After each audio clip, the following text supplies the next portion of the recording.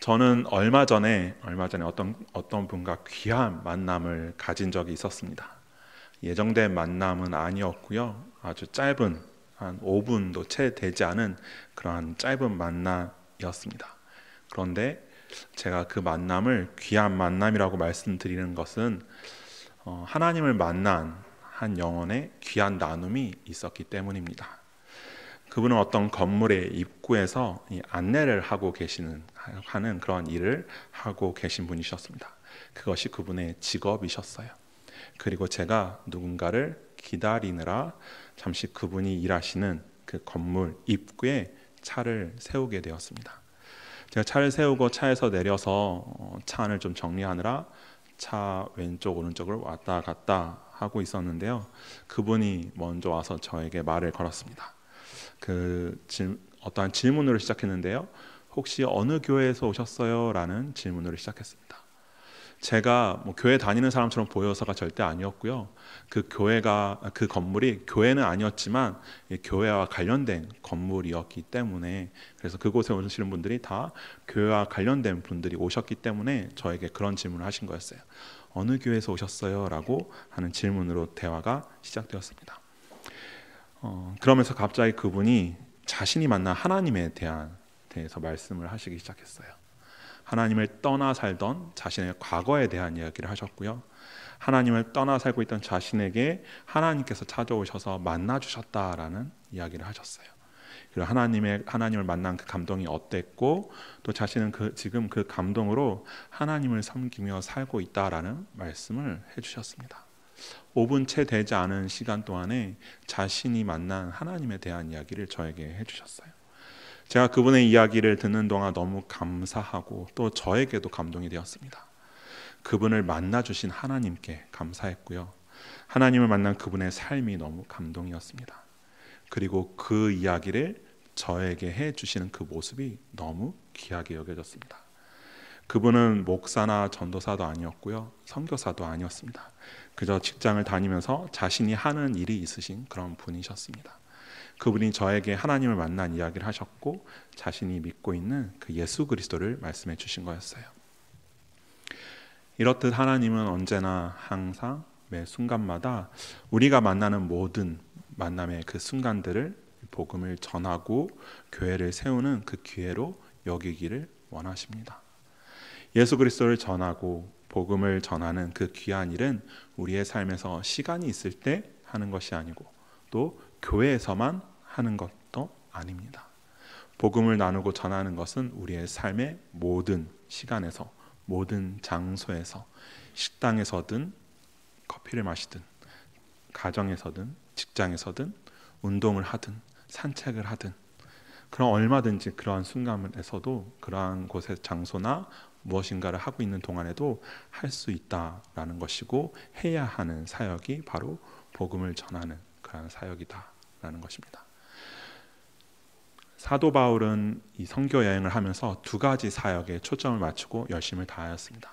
그 두 가지 사역 중 하나는 복음을 전하는 사역이었고, 또 하나는 교회를 굳건하게 세우는 사역이었습니다. 바울은 자신이 어떤 직업을 가지고 어떤 일을 하든지 바울 자신의 삶의 최대의 관심사이자 거의 유일한 관심사가 하나님을 전하는 것, 복음을 전하는 것이었습니다. 오늘 말씀을 통해서 교회 안에서의 우리의 직분과 상관없이, 교회 밖에서의 우리의 직업, 우리의 하는 일과 상관없이 우리를 향하신 하나님의 부르심, 그 부르심은 복음을 전하는 일이고 하나님의 선교를 담당하는 일, 또한 교회를 세우는 일에 있다라는 것을 깨닫게 되시기를 바랍니다.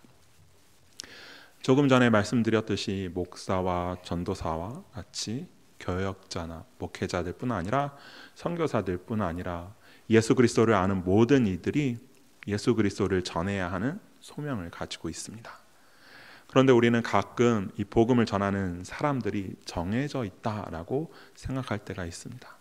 어떤 사람들은 복음을 전하는 사람으로 부름을 받았고, 또 어떤 사람들은 그렇지 않다라고 생각할 때가 있다라는 것입니다. 당신은 복음을 전하는 사람으로 부름을 받았지만 나에게는 그런 소명이 없다라고 여기는 경우들도 있습니다. 하지만 우리는 모두 어디에서 무엇을 하든 예수 그리스도를 전하는, 복음을 전하는 자들로 부르심을 받은 사람들이라는 것을 꼭 기억하시기 바랍니다.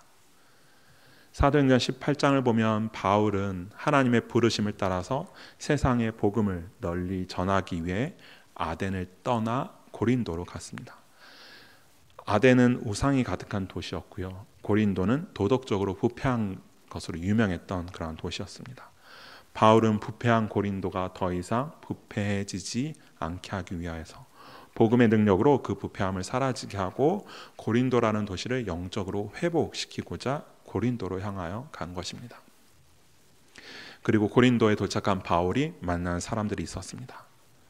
아굴라와 브리스길라였습니다. 아굴라와 브리스길라는 바울과 공통점이 있었습니다. 어떤 공통점이 있었을까요? 같은 일을 하는 사람들이었다라는 것입니다. 어떤 같은 일이었을까요? 사도행전 18장 2절과 3절 말씀을 함께 읽어보겠습니다. 사도행전 18장 2절과 3절입니다. 함께 읽겠습니다. 아굴라라 하는 본도에서 난 유대인 한 사람을 만나니 글라우디오가 모든 유대인을 명하여 로마에서 떠나라 한 그 안에 브리스 함께 이달리아로부터 새로 온지라. 바울이 그들에게 가매 생업이 같으므로 함께 살며 일을 하니 그 생업은 천막을 만드는 것이더라. 아멘.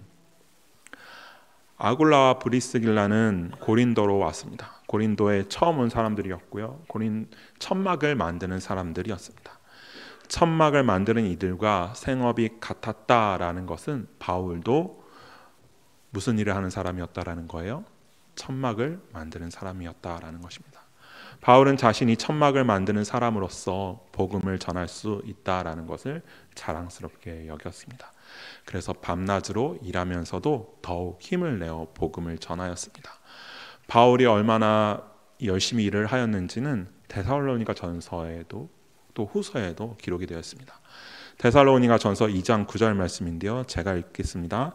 형제들아 우리의 수고와 애쓴 것을 너희가 기억하리니 너희 아무에게도 폐를 끼치지 아니하려고 밤낮으로 일하면서 너희에게 하나님의 복음을 전하였노라. 아멘. 이것과 같은 말씀이 데살로니가 후서 3장에도 기록이 되어 있습니다. 바울은 자신이 밤낮으로 또 주야로 열심히 일했다라고 합니다. 그렇게 일하면서도 하나님의 복음을 전하는 일에도 소홀히 하지 않았습니다. 오히려 바울이 하나님의 복음을 전하기 위해서 열심히 일했다라는 것입니다.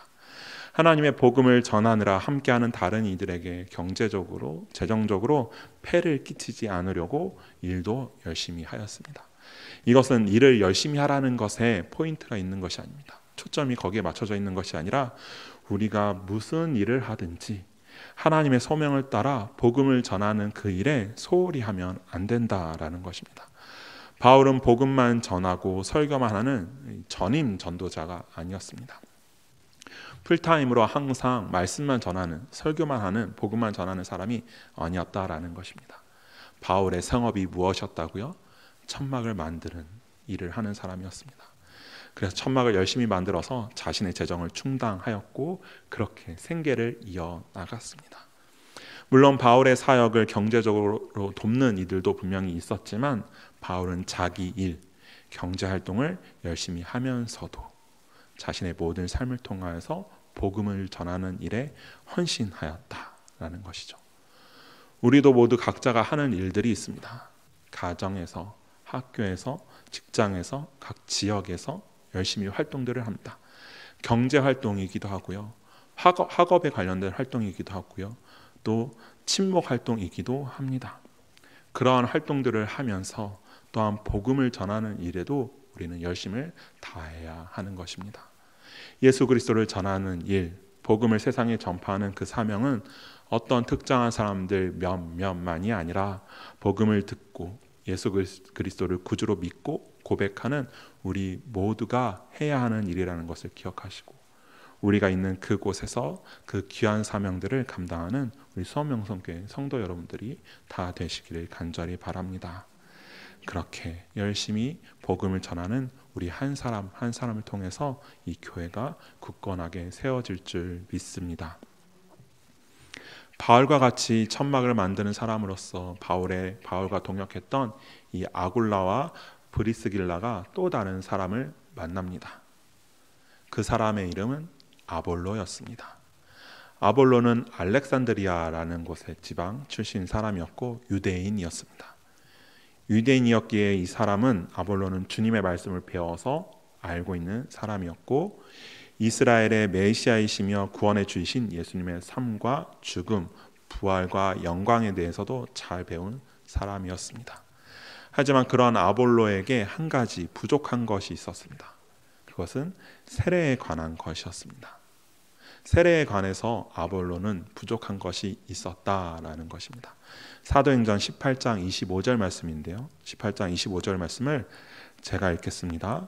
그가 일찍이 주의 도를 배워 열심으로 예수에 관한 것을 자세히 말하며 가르치나 요한의 세례만 따름이라. 아멘. 요한의 세례에 대해서만 알았다라는 것은 이 세례와 예수님과의 관계에 대해서는 알지 못했다라는 것입니다. 세례와 이 예수님의 삶과 죽음, 부활의 그 연관성에 대해서는 알지 못했고, 그래서 세례에 대해서 가르칠 때에도 예수님과 연결해서 가르치지 못하고 회개 그리고 죄 사함에 대해서만 강조하면서 가르쳤던 것입니다. 그런 아볼로의 설교를 이 아굴라와 브리스길라가 듣습니다. 듣고서는 좀 더 정확하게 알려주고자 합니다. 아볼로의 설교가 완전히 잘못된 것은 아니었습니다. 아볼로는 예수 그리스도가 누구신지를 정확하게 알고는 있었습니다만 완전하지 않았던 그런 내용들이 있었고, 그 완전하지 않았던 이 내용, 세례에 대해서 아굴라와 브리스길라가 더 정확하고 확실하게 가르쳐 준 것입니다.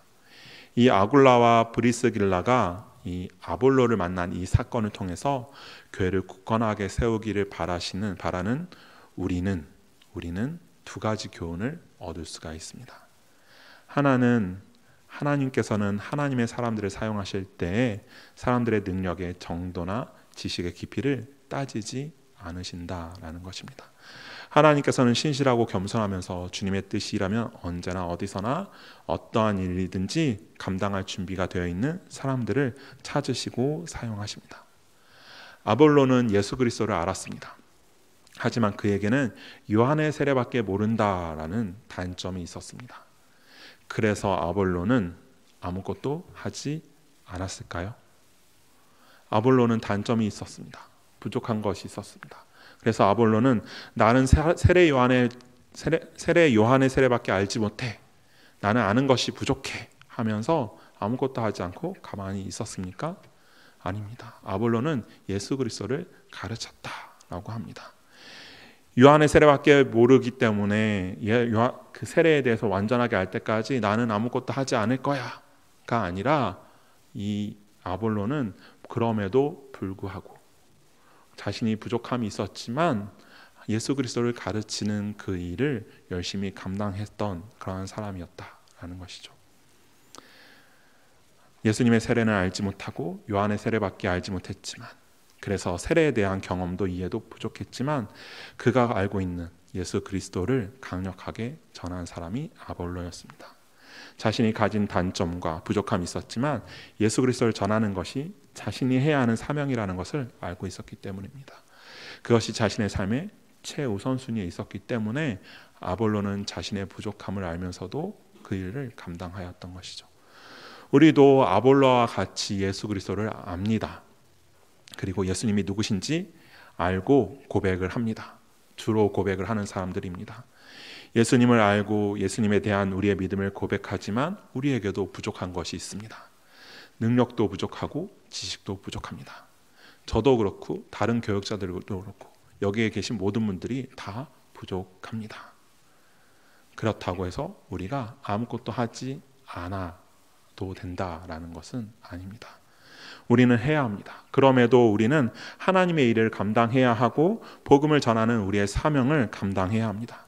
말씀을 나누는 것, 복음을 전하는 것, 예수 그리스도를 전하는 것, 그것은 직업과 상관없듯이 우리의 능력과 지식과도 무관한 것입니다.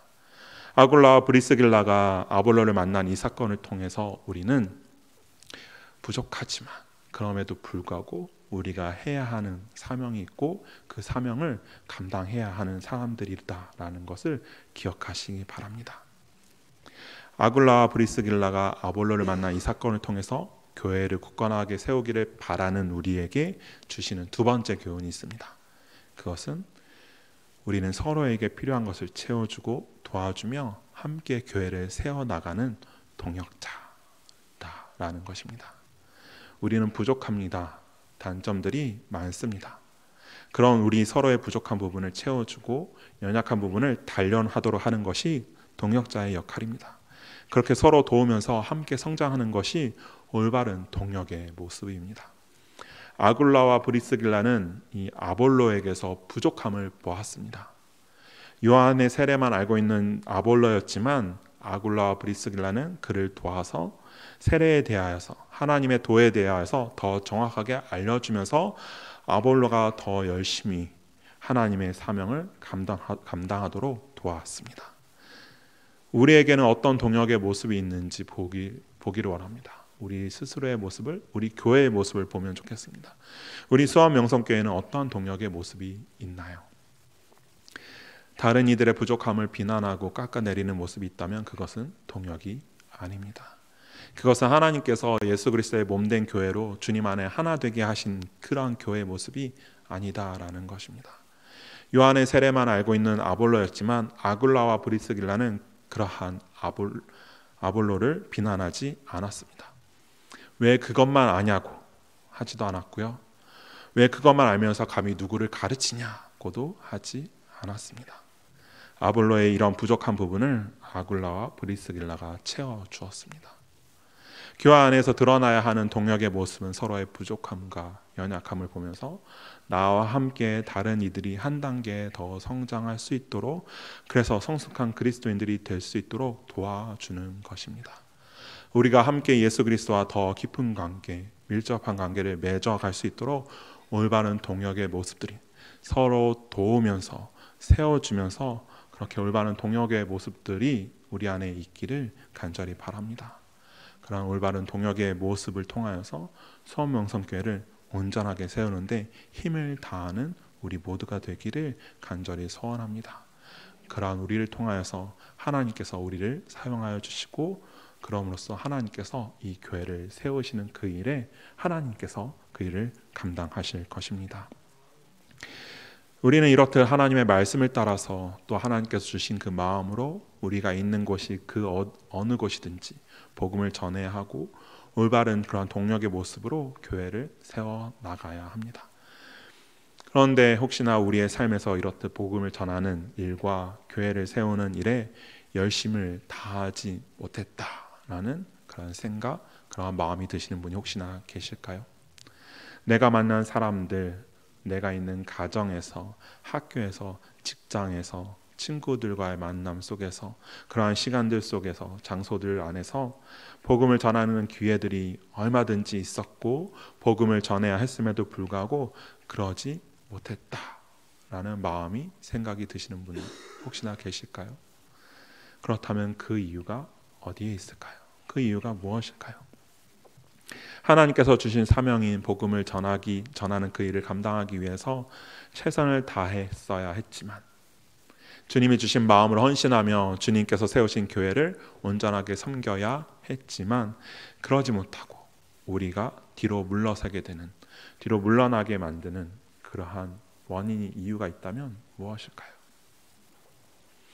어쩌면 우리에게 하나님께서 주신 그 사명보다 복음을 전하고 교회를 세우는 것보다 다른 것들을 더 가치 있게 여겨서 그런 것은 아닌지 한번 생각해 보면 좋겠습니다.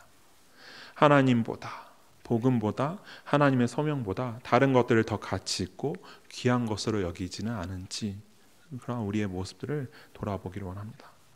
바울은 예수님께 받은 사명을 예수님께 받은 그 복음을 전하는 그 사명을 감당하고 그 일을 마치는데 가장 큰 가치를 두었고, 그 사역을 끝까지 감당하기 위해서 자신의 생명까지도 기꺼이 드릴 준비가 되어 있었습니다. 그리고 그 일을 감당했던 사람이었습니다. 사도행전 20장 24절에 그러한 바울의 고백이 있습니다. 사도행전 20장 24절을 우리 함께 읽겠습니다. 내가 달려갈 길과 주 예수께 받은 사명 곧 하나님의 은혜의 복음을 증언하는 일을 마치려 하면은 나의 생명조차 조금도 귀한 것으로 여기지 아니하노라. 아멘. 어떠십니까? 바울의 이 고백이 나의 고백이 되십니까? 나의 고백이 되기를 바라십니까? 다시 한번 말씀 띄워주시겠어요? 말씀 띄워주실 때 사도행전 20장 24절 이 말씀을 한 번 더 읽을 텐데요. 읽으실 때 진정한 나의 고백이 되기를, 진정한 나의 고백으로 고백하면서 한번 다시 읽겠습니다. 내가 달려갈 길과 주 예수께 받은 사명 곧 하나님의 은혜의 복음을 증언하는 일을 마치려 하면은 나의 생명조차 조금도 귀한 것으로 여기지 아니하노라. 아멘. 바울에게는 하나님의 이 은혜의 복음을 전하는 일, 예수께 받은 이 사명을 감당하는 것보다 더 귀한 것은 없었습니다. 이러한 바울의 고백이 우리의 고백이 되기를 간절히 바랍니다. 나에게 가장 귀한 것은 무엇입니까? 내 삶에서 가치 있는 것은 무엇입니까? 우리는 지금 무엇을 향해 달려가고 있습니까? 세상이 가치 있다 여기는 것을 향해서 달려가고 계십니까? 인간적인 이익과 특권을 향해서 달려가고 계십니까? 아니면 하나님께서 주신 그 소명을 향해서 달려가고 계십니까? 복음을 전하고 교회를 세우는 것이 우리에게 가장 귀한 것이 되고 진정 가치 있는 일들이 되기를 바랍니다. 우리는 모두 예수 그리스도를 주로 고백하며 예수 그리스도로 구원받은 이들입니다. 복음을 알고 있고 믿고 있고 복음으로 사는 자들입니다. 그럼 우리는 이제 우리를 살린 그 복음을 전해야 하는 그러한 사명으로 살아가기를 바랍니다. 복음을 전하는 일은 쉽지 않습니다. 하지만 우리의 생명을 걸고서 우리의 삶의 모든 것으로 해야 하는 일입니다. 우리가 있는 곳에서 예수 그리스도를 전하며 복음을 전하며 교회가 온전하게 세워지기를 위해서 열심을 다하는 우리가 되기를 간절히 바랍니다. 우리의 근본적인 소명은 복음을 전하는 것입니다. 교회에서 말씀을 전하는 교역자, 목회자들 뿐 아니라 멀리 타국에서 복음 전하는 사역을 감당하는 선교사들 뿐 아니라 이 세상을 살아가는 모든 그리스도인들은 직업이 무엇이든지 어떠한 일을 하든지 복음을 전하는 소명을 가졌습니다. 내 주변에 하나님을 알지 못하는 사람이 있다면, 하나님을 만났지만 잠시 하나님으로부터 멀어진 사람들이 있다면 그런 사람들에게 복음을 전해야 하겠습니다. 복음을 전할 때 혼자 하지 않습니다. 동역자들이 있습니다. 동역의 마음을 주신 하나님께 감사하고 동역자들을 허락하신 하나님께 감사하면서 동역자들이 서로 도우면서 함께 성장하면서 올바른 동역의 모습으로 하나님께서 맡기신 그 소명을 감당하는 그런 우리가 되기를 바랍니다. 그래서 하나님의 말씀을 따라서 하나님께서 주신 그 마음을 따라서 복음을 전하며 교회를 세우는 일을 충성스럽게 감당할 때 하나님께서 그 일 가운데 함께 하심을 경험하고 또 그 귀한 일들 가운데 하나님의 은혜를 경험하는 그런 우리 모두가 되기를 간절히 바랍니다. 기도하겠습니다. 이 시간에 우리 함께 기도하면 좋겠는데요. 우리